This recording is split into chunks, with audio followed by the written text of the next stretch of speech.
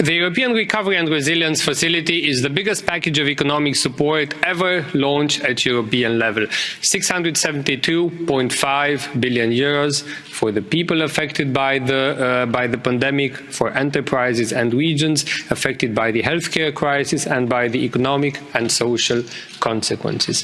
We have together adopted legislation 1 year ago, and since then 26 of the 27 member states of the Union have put forward their national recovery plans, and 22 of the 27 member states have received the 13% pre-financing before the end of last year and are now in the process of implementing the plans and presenting the milestones and targets fulfilled to the European institutions, and are in the process of receiving also next tranches. This instrument was launched to help those affected by the pandemic, but also to improve the resilience of our economies, of our public systems, to make our hospitals more modern, to enlarge capacities, to digitalize the education system. We have established clear rules at European level, clear directions, 6 pillars into which money can flow, clear rules at European level, but also allowed for flexibility for the priorities of member states, knowing that the needs differ from member state to member state. Eider Gardiazabal, Dragoș Puslaru and myself, as the 3 co-rapporteurs, are putting now in forward of this House the first implementation report, in which we are issuing the opinion of the Parliament on the plans, on the assessment done by the European Commission and the process so far. And we are concluding that the Recovery and Resilience Facility already has a positive contribution to the recovery of the European economy following COVID. It already has a positive contribution upon the development of our economies, upon growth, and we expect its impact upon growth and upon job creation to increase in the months to come. Once adopted, a national plan, it needs to be implemented. It should not be changed and amended on a permanent basis.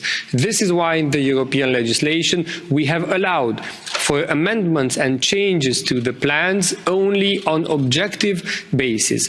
No to political changes, but the illegitimate invasion of Russian armed forces into Ukraine changes a lot in the European economy, and this is why, if member states intend to make investments in improving energy efficiency, reducing dependency on Russia, investing in renewables, in new sources of energy, in energy infrastructure, in a member state, in a way in which this helps the whole European Union, I believe we should facilitate this.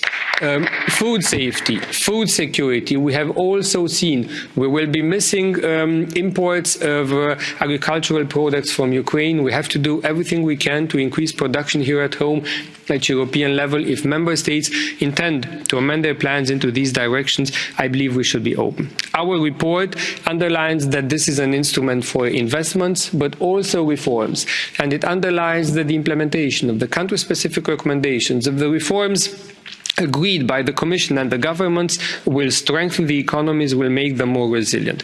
We would like to see more cross-border projects, particularly in the area of energy, because this will help us to bring the energy from where we have it to where we need it. Commissioner, we will also work with the Commission, with the governments of member states, to make sure that the loans which were not yet accessed by some member states will be accessed, and preferable in areas which are linked to reducing the energy dependence. The European Parliament also expects that local and regional authorities be involved properly, because the amounts of money are big, the time is short, the Recovery and Resilience Facility can much better be implemented together with local and regional authorities. And last thing, transparency and control. The European Union will spend more money than ever from its traditional budget and from the Recovery and Resilience Facility in the next years together. The more we spend, the more we need to make sure that money really reaches the beneficiaries for which it is intended. Strong role for the European Public Prosecutor, for Olaf, Europol, Eurojust, to make sure that money really reaches people in need and that the rule of law is observed before any payment is made from the Recovery and Resilience Facility. We are united as a Parliament. Thank you, Eider. Thank you, Dragoș, for the very good cooperation. Many thanks to the shadow rapporteurs of the other groups as well. Thank you very much.